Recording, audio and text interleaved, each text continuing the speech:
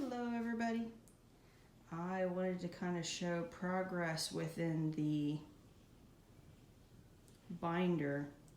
The binder I talk about has several images of portraiture with dolls focused in there. So sometimes we're able to get a very accurate depiction between the image. This is an Arabella Stewart doll from 1577, and there is the finished one. She looks awesome and pretty accurate to the picture for the most part. And sometimes you end up not being nearly as successful. Now with this image, I'm going to have to change around the way that the color on this is going to work out. It's hard to tell if it's a brown, and as much as I blow up the resolution, it could also be another shade of red.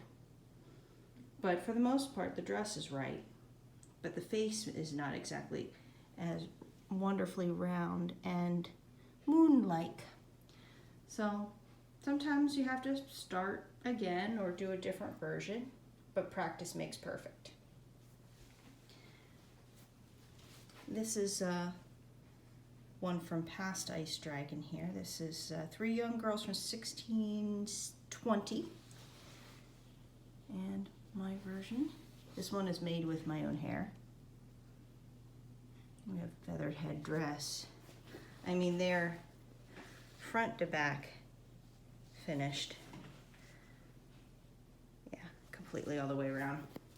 And I've been able to make some other ones from the notebook.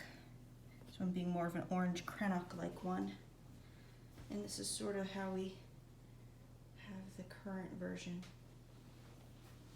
But one has to be able to make and be able to sort of make a version of it. Some are close than others. It just depends also on one's skill with the sculpting knife at the time.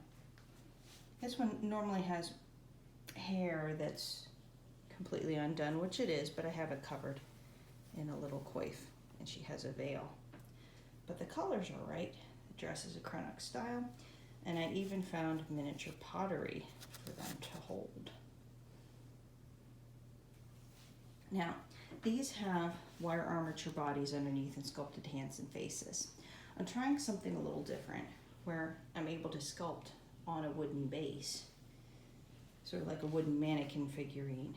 And that's what these were, just more practice to be able to get better at faces and expressions. This one, I really am pleased with how it turned out. This happens to be a Julienne of Orange from 1582. This one turned out pretty well. It's not a perfect expression of the face, but it's a pretty decent face of the ones that I've hand sculpted. Sculpting faces is never a simple process, especially if you're trying to make it look like the picture. This one is sort of a fun one that found a colored version of this image. And I have to work around some of the details on this, add more gold, things like that. And the feathers are just for fun at this point, but I'll work that around a little bit differently. But the velvet, I think, is a right choice. This being more of a burgundy velvet and that being more of an orange velvet.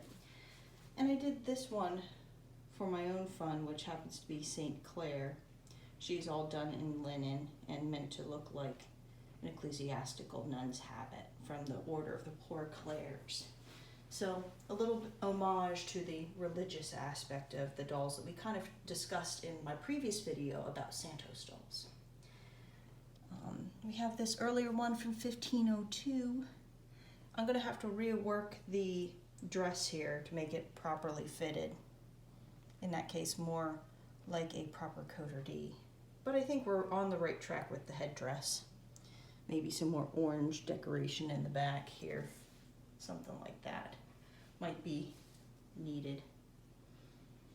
And other ones might be reworked around, which is, it never hurts.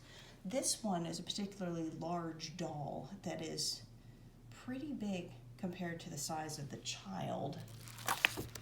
You see there, that's a pretty large doll.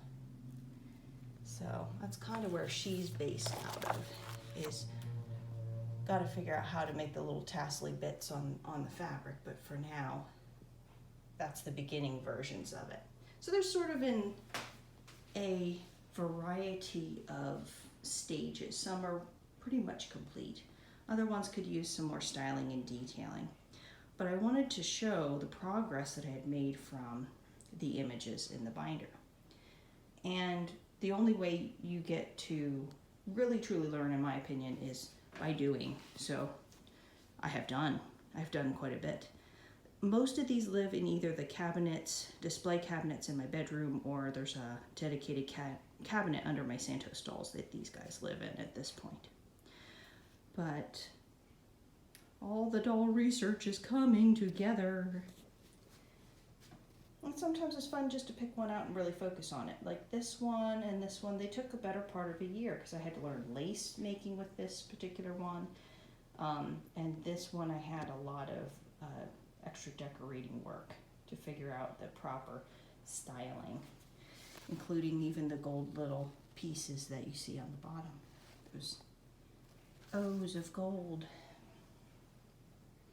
So sometimes the more elaborate, the more costly. But I'm going to rework some of these guys with the simpler ones. Yet again, the nun doll was just for fun. So that was just a practice of ecclesiastical medieval clothing, which never hurts, especially having had to make other medieval clothing that's not 16th century. And a lot of these dolls are from the 1600s. So we really have wonderful pieces here to work from. I really love this doll's face. I think it turned out very beautiful. Sometimes I'm successful. And that one turned out pretty decent too. She has not a bad looking expression. Noses are difficult, as you can kind of tell. Sometimes they turn out really pretty. Sometimes not. Sometimes they're a little different. So, but yet again, I like this one's face turned out really nice too. So, but I wanted to show all the wonderful dolls. I know some people might be like, that's too many eyes. Well, that's why they live in a cabinet near the end of my bed.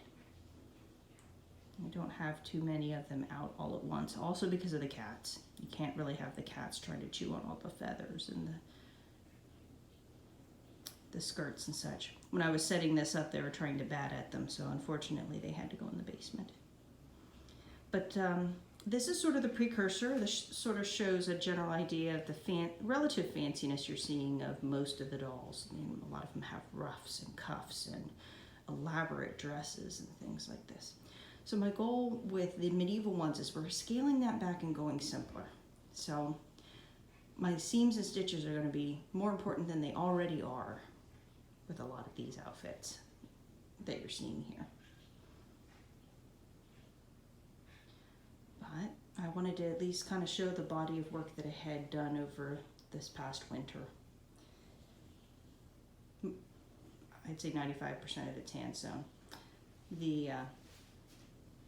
This nun doll has a lot of machining done on it just because she wasn't going to be a research project. But everybody else is pretty much hand sewn.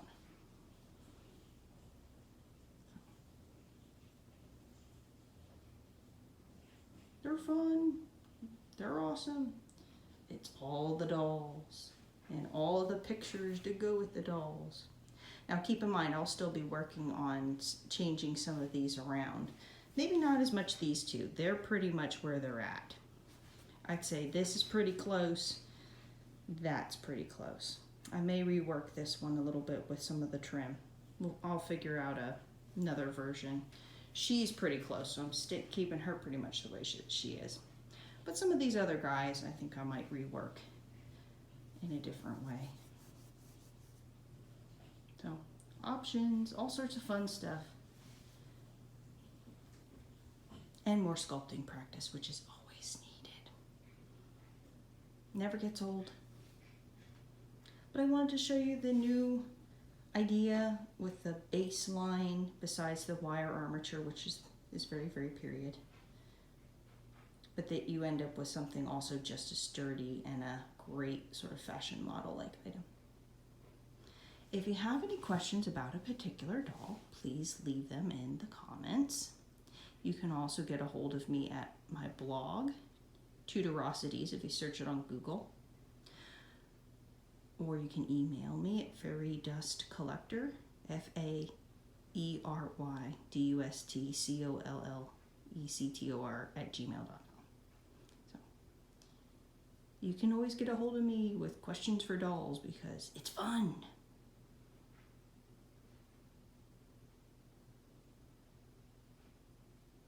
One of my friends has been teasing me that I'm making a doll army, which wouldn't necessarily be half a bad idea, but I think they're a little overdressed for marching, don't you? Well, this is Maureen signing off. Have a good night.